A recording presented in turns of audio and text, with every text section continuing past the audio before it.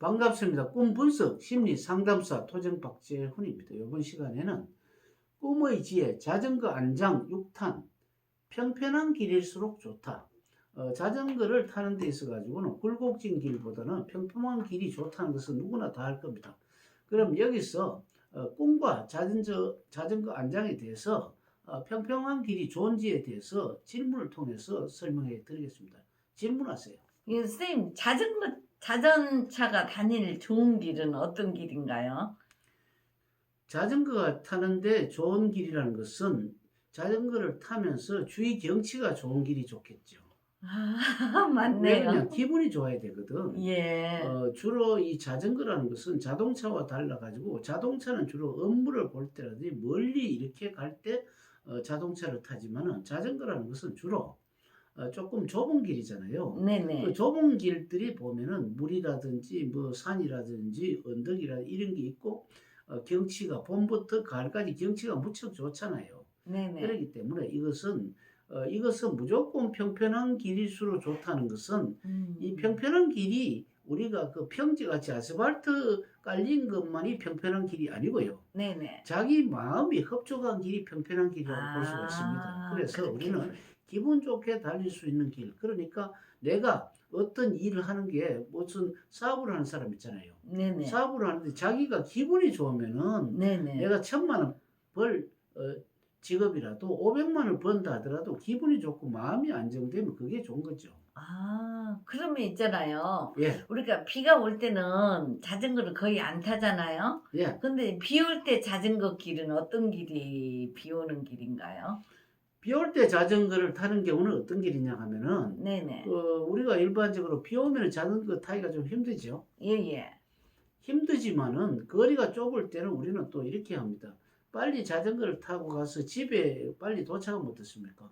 뭐 샤워하면은 또 샤워하는 것도 비 맞는 거 한 가지 아니겠어요? 네네. 근데 그다음 말리면 좋잖아요. 그러니까 비 올 때라는 것은 적자일 때죠. 적자일 예. 때는 자기가 뭐 상업을 한다든지 창업을 할 때 굉장히 좀 침체대가 있는 경우가 비 올 때거든요. 네. 그렇지만 비 올 때 우리가 그 비가 온다 해가지고 안전하다 해서 걸어가는 것보다는 자전차 타고 가는 게 좀 낫지 않겠어요? 왜 그러냐면 빨리 가서 비 맞는 게 중요한 것이 아니고 비를 안 맞는 게 중요하기 때문에 자전거로 타면 아무래도 속력이 좀 높잖아요. 예. 속력이 높으면 이것이 빨리 집에 가서 샤워가 식듯이 빨리 그 어떤 침체된 국면을 벗어나잖아요. 그렇기 때문에 이것은 꿈하고 연관되기 때문에 꿈을 보고 이것이 비 오는 날은 대강 보면 조금 평탄한 길 있잖아요. 네네. 안전한 길을 택하는 게 좀 좋겠죠. 아무래도. 그러니까 이제 쉽게 말해서 예, 우리가 사업하시는 분이 이렇게 예, 자전거를 비 올 때 탔다 하면은 예, 걸어가는 것보다 좀 자전거 속도가 빠르니까 예, 좀 비를 흠뻑 맞더라도 예. 좀 시간을 좀 땡기라는 그런 의미도 담겨 있다고 보네요. 그렇죠. 그러니까 사업을 하는데 좀 음, 손해되고 실패하는 거 분명히 알겠지만은 네네. 그러나 매는 빨리 맞을수록 좋다 하듯이 있잖아요. 예, 끌어봤자 안 좋잖아요. 그래서 어떤 예를 들면 우리가 부동산을 이렇게 샀는데 이것이 가격이 점점 추락하는 경우 있잖아요. 그렇죠. 주식이나. 네네. 그때는 끝까지 뭐 결과를 보듯이 기다리지 말고 빨리 처리하고 또시 때를 기다리기 좋습니다. 그러면은 이제 눈 올 때 자전거 길은 어떻게 풀이하시나요? 눈 오면 자문하면 미끄러져요, 안 미끄러져요? 미끄러지죠. 미끄러지기 때문에 눈 올 때는 극히 조심해야 되기 때문에 예, 예. 예를 들어 창업자일 경우라고 생각해 봅시다. 예. 비 올 때는 적자 같은 경우지만은 그 적자 비 올 때도 물론 미끄럼이 있습니다. 그러나 예, 예. 위에서 이렇게 여러 가지 제약이 그러니까 한마디로 적자인데도 정부에서 무슨 세금 문제라든지 압박이 나오는 게 있잖아요. 예, 예. 어떤 사람 경매를 이렇게 보면은 경매 나가는 것도 억울해 죽겠는데 또 세금까지 나오죠. 예, 예, 이것이 맞습니다. 비 맞고 취득세도 나오거든요. 예, 비 맞고 자전거 타고 가는 거라면은 눈 오는 건 어떻습니까? 그러나 비 오는 거는 어느 정도 미끄러지지만은 눈이 오면 자문하면 어떻습니까?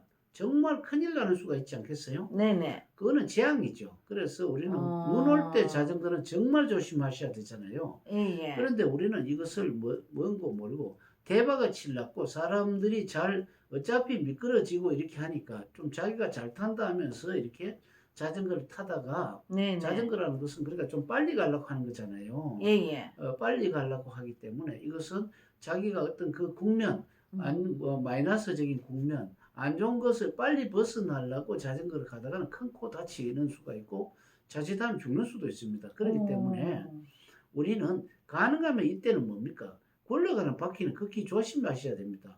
비록 자동차라 하더라도 이때는 체인을 걸고 하잖아요. 네네. 그렇기 때문에 이때는 자전거를 타고 가는 것이 아니고 네네. 시기를 기다리거나 아니면 조금 늦지만 자전차를 끌고 이렇게 가는 것도 좋습니다. 그 무슨 말이냐면 그냥 걸어가면 끝까지 걸어가야 되겠지만은 네네. 자전거를 끌고 가다 보면 100%또 눈이 없는 데도 있어요. 네네. 그렇기 때문에 우리는 약간 침체적인 국면에서는 좀 손해를 보면서도 있잖아요. 자전거는 도구잖아요. 네네. 도구니까 자기 도구를 끝까지 버리지 마시고 예를 들어 부동산 중개업을 하는 사람 같으면 요즘 같으면 세금 문제라든지 안 팔리잖아요. 네네. 그러나 지금 부동산 중개업을 하는 사람이 다른 직업을 가지면 어떻습니까? 자전거를 아예 안 가져가고 눈길을 가는 거잖아요. 네네. 그런데 우리는 이런 게 있습니다. 그 모든 것도 있잖아요. 그 지나치면 또 바뀌어요. 그러니까 네. 우리나라 지금 부동산 정책은 굉장히 그 압박을 받고 있잖아요. 네네. 그러나 그 중개업을 하는 사람이 이것을 탈피하지 마시고 예. 끝까지 견디고 이렇게 조금 음. 손해를 좀 보는 한이라 있더라도 뭐 꾸준하게 이것을 유지해 나가는 것은 눈길 네네. 위에 자전거를 끌고 가는 한 가지거든요. 예. 그럼 올 때는 또 편하게 좋잖아요. 그 사이에 눈이 녹을 수도 있고 누가 제설 작업을 어. 할 수도 있고 여러 가지 있기 때문에 그런 경우에는 자전거를 좁은 길을 가는 것보다는 대로변에 가는 게 좋겠죠. 예. 대로변에는 주로 보면 제설 작업을 하거든요.